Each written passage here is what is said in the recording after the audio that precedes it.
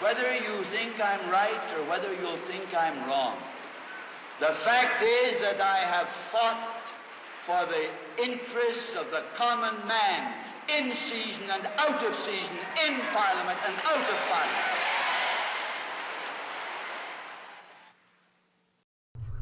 Tommy Douglas. Is there a name amongst the Canadian left that strikes so much pride? Is there a name amongst the Canadian left that has so much, for lack of a better term, mainstream crossover potential? Tommy, the Premier of Saskatchewan, former Premier of Saskatchewan, the first leader of the Federal New Democratic Party, the founder of Medicare, as the legend goes. Tommy Douglas is the pinnacle of Canadian left legacy and memory. But I think part of the problem is that legacy's been sanitized. And when I say sanitized, I mean that in making him the greatest Canadian, as the CBC did, in making him the sort of poster boy for what a great Canadian should be, the edges that defined him, the policies, the drive, the vision, the conviction, some of that had to be filed down to fit into the peg of greatest Canadian. Some of the controversy had to go to the wayside. And I think that one of the things I want to do in this video, and some of the things I've done in my writing in my first book on Pierre Trudeau, organized labor, and the CCF-NDP, I'll post a link in the description, as well as in a recent edited collection I did with many other left scholars, which I will also post in the description. What I've tried to argue that Tommy Douglas in many ways has a socialist conviction which has not been buried, but which has been sort of conveniently put aside. And that's been done for a couple reasons. One, it's been done because in making him the greatest Canadian, he had to have been made somewhat tolerable to the kind of broad, small L liberal elite in this country. He was never their first choice, obviously, in politics, but he was clearly a popular man with the people. And so in a sense, you had to make him acceptable. So therefore, you had to take his key ideals, and perhaps the most popular and well-known one being Medicare, and sort of make it part of this broad acceptance of what is a good Canadian policy. And in a sense, because Canada is a capitalist nation, you have to kind of separate universal public health care from what it means to be a socialist. This sanitization also creates issues because a lot of centrist progressives nowadays want to have the legacy of Tommy Douglas. They want to have that legacy of the man who helped found the party and the movement, the man who helped build Medicare, the man who kind of predicted so many of the things we take for granted now and fought for those things when they were unpopular and seen as impractical. They want to use that legacy, but they don't want to wrestle with some of the truly radical views Tommy Douglas had. Tommy Douglas had a democratic socialist position, positions that would make politicians today look rather conservative, even relatively radical ones. And so I want to talk a little bit about some of those positions, because the reality is Tommy Douglas was about more than Medicare. He was about more than social programs. Social programs are not the outer limits of the democratic socialist project in Canada. They're integral to it. You can't have the New Democratic or the Cooperative Commonwealth, vision of Canada without robust social programs that ensure that every human being, that guarantee them a basic level of human dignity. That's essential to the socialist vision. But it's not everything. The socialist vision for Tommy Douglas included a commitment to a planned economy, a commitment to economic democracy, and a recognition of class conflict and the need for the left to embrace that class conflict, not necessarily with violence. Tommy Douglas would say unequivocally, not with violence. Tommy Douglas was not a believer in violent revolution, but he was convinced that we needed a fundamental economic change. So I want to talk a bit about some of these things, and I want to hammer on 3 key points. One is class conflict. We have Mouseland, we have this idea that, there are the mice on the one hand and the cats on the other. I then want to go into a little bit about Tommy Douglas's vision of the planned economy. And then finally, I want to go into the vision of Tommy and what the nature of the new Democratic Party is. So first, let's talk a little bit about Mouseland. Mouseland's a cute story. I've mentioned it on this show a couple times. Tommy is telling us about a place where a bunch of mice live. They form the majority of the population, yet they are ruled over by a feline minority. Some of those cats are black, some of those cats are white, some of those cats are spotted, but they're all cats. And they are the ones who govern society. They are the ones who make the laws. They are the ones, therefore, that benefit from the political and economic way things are. And Tommy's recommendation is that things need to change. I can play a clip right here. And when they couldn't take that anymore, they voted the white cats out and put the black ones in again. And then they went back to the white cats, and then to the black cats. They even tried half black cats and half white cats.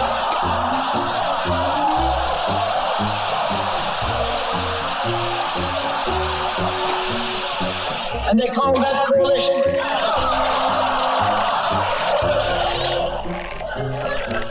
They even got one government made up of cats with spots on them.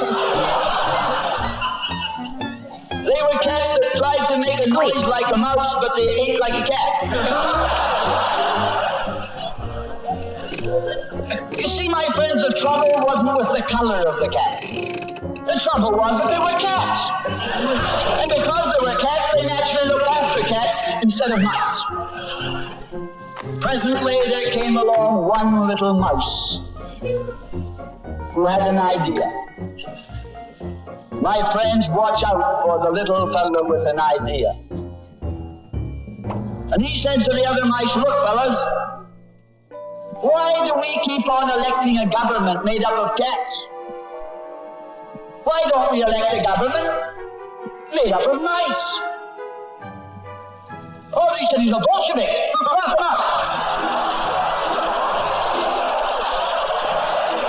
So they put him in jail. But I want to remind you that you can lock up a mouse or a man, but you can't lock up an idea.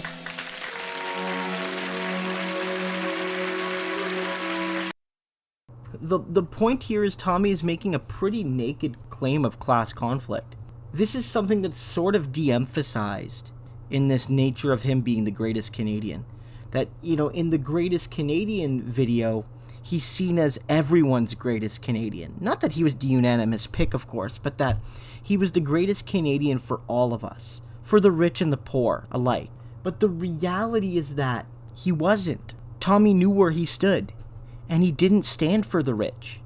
In his fable for Canadian society, and therefore for societies like it, there were the mice, and there were the cats. And they had fundamentally different interests. And even if the cats didn't mean to do the wrong thing, they did, because it was in their nature. And there was only one solution.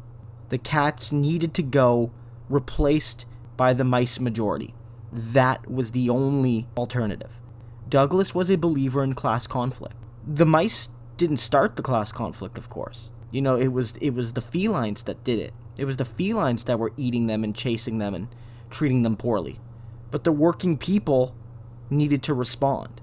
Again, not by the bullet, but by the ballot, but that response needed to come. Point 2 is Douglas's commitment to the planned economy. Now, I could go over a lot of different ideas here, but I think I want to focus on one key speech, and it's a rather important one. It was Tommy Douglas's last speech as NDP leader, federal NDP leader, given in 1971. Tommy would, in that speech, sort of give his vision for democratic socialism in Canada. And it wasn't just about social programs. It wasn't just about taxes. There was a kind of commitment there to a planned economy. There was a commitment there to this idea that through the state, we can design a more just society. And that the market alone, market forces, can't ultimately do what the popular will can do through our democratic institutions. So let's take a listen to one of these clips.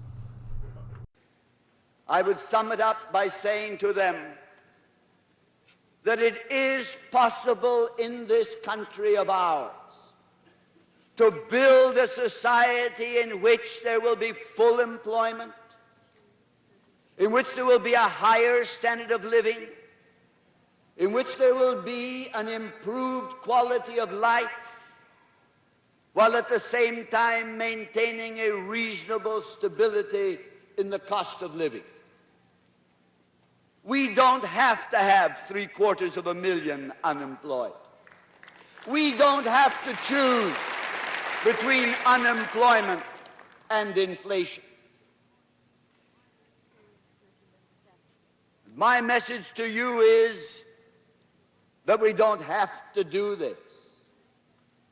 My message to you is that we have in Canada the resources, the technical know-how, and the industrious people who could make this a great land if we were prepared to bring these various factors together in building a planned economy dedicated to meeting human needs and responding to human wants.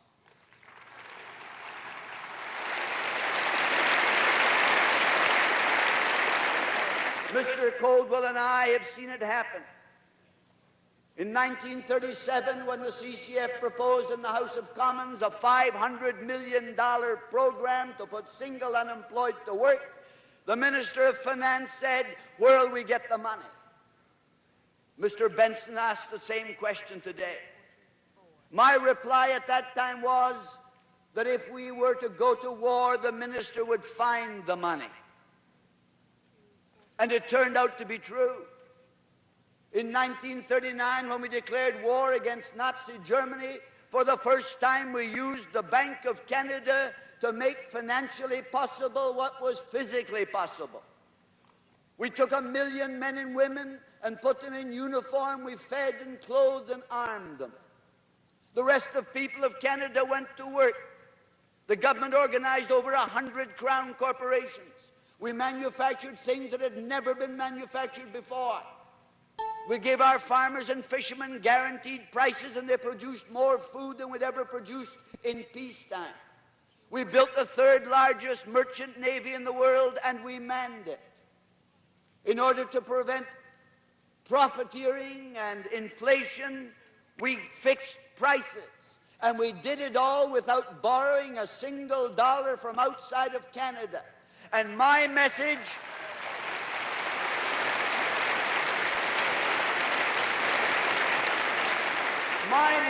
to the people of Canada is this: that if we could mobilize the financial and the material and the human resources of this country to fight a successful war against Nazi tyranny, we can, if we want to, mobilize the same resources to fight a continual war against poverty, unemployment, and social injustice.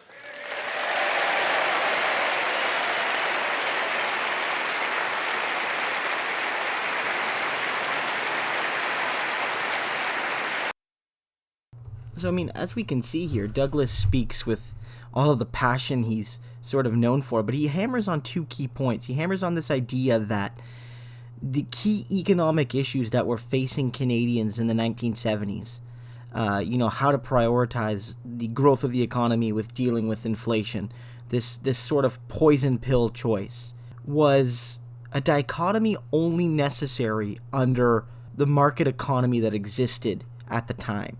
And what Douglas said was, we don't have to choose between these two options. A planned economy offers us a path towards both stable job growth and a reasonable inflation of our currency. And Douglas was committed to this idea. In other sources, he would intertwine this with a discussion about how workers needed to be more meaningfully included in the general functioning of the economy and in their workplaces. He would look not just to Western European examples in Sweden and West Germany, but even to certain examples from Eastern Europe, most famously Yugoslavia, looking at how to empower workers within a democratically organized economy. But I think what's really interesting here is how he draws on a fairly famous example, which is the Second World War. And I think a lot of Canadians have forgotten that one of the key lessons of that war, besides the fact that fascists are bad, one of the lessons was that the planned economy worked, that we built through public institutions, through regulations. We built a war machine, and not just a war machine, but all of the things around it. And that we could do that again. As Douglas notes, if we could build a machine to defeat Nazi tyranny, then we have that option. We have the ability, we have the technology, we have the popular know-how to plan an economy in the interests of the people. And so here you can see Douglas. He's not just talking about more social programs. That's part of it. He says we need to guarantee people their human needs, and we have to respond to their human wants. And those things will include dental care, education, healthcare. This is not to ignore those things.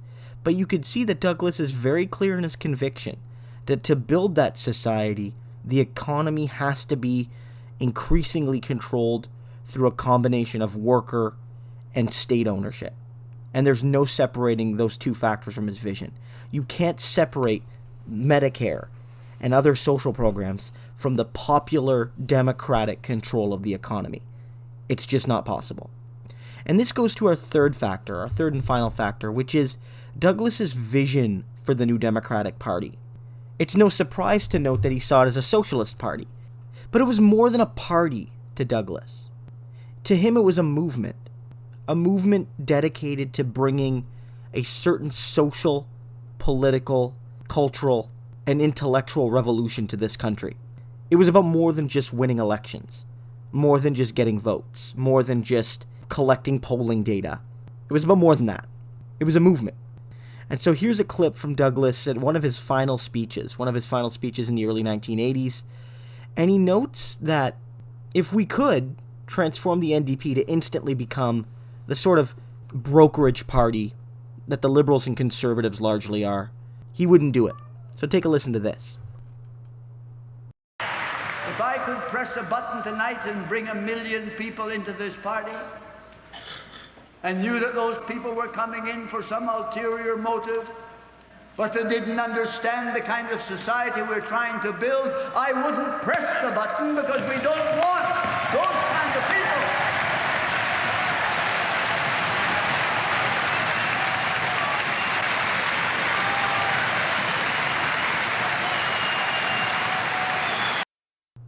So it's clear then that Douglas is saying to people, look, we want to win, obviously, as New Democrats. We want to make change. The CCF, by that point, that speech was given roughly 50 years after its founding. The CCF was a political party. Of course it was. It wanted to win power. It wanted to make meaningful change in the day-to-day lives of regular Canadians. But that wasn't seen as mutually exclusive with the ideals of the party. They were intertwined.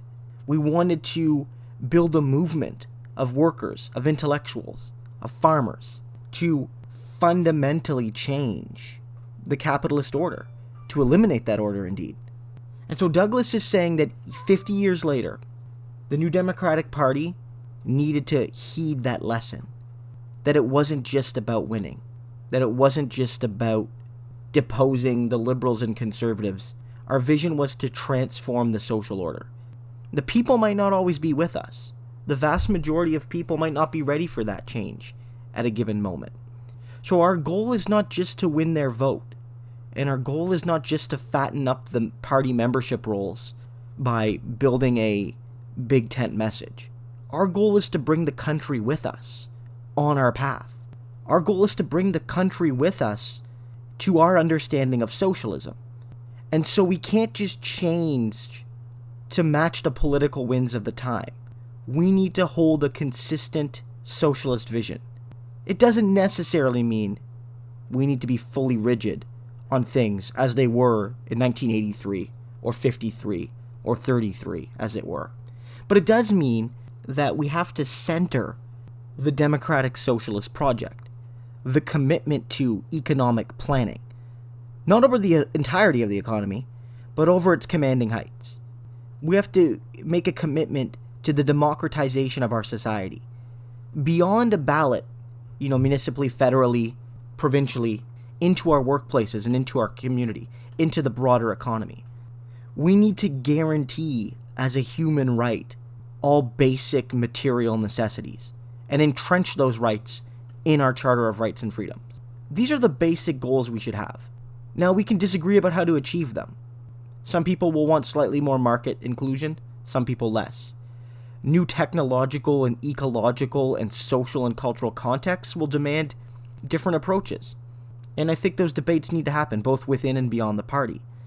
But the reality is that the bedrock of our movement has always been economic democracy, universal human dignity, and the planned economy.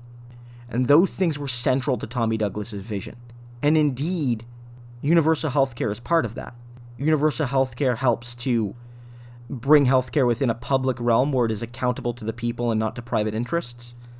Universal healthcare guarantees something that is essential as a universal human dignity. And universal healthcare would certainly be part of any planned economy. So, in some ways, what defines Tommy Douglas' legacy amongst the general population, universal healthcare, I mean, is part of our democratic socialist project, but we have to own that. So I say to the left outside the NDP, I say to them, it's often hip to denounce the party. It's often hip to say that it has nothing to offer to the Canadian population today. But I say, look to what Tommy Douglas suggests, and you can see the radicalism you espouse, and in some cases, a man going a few steps further.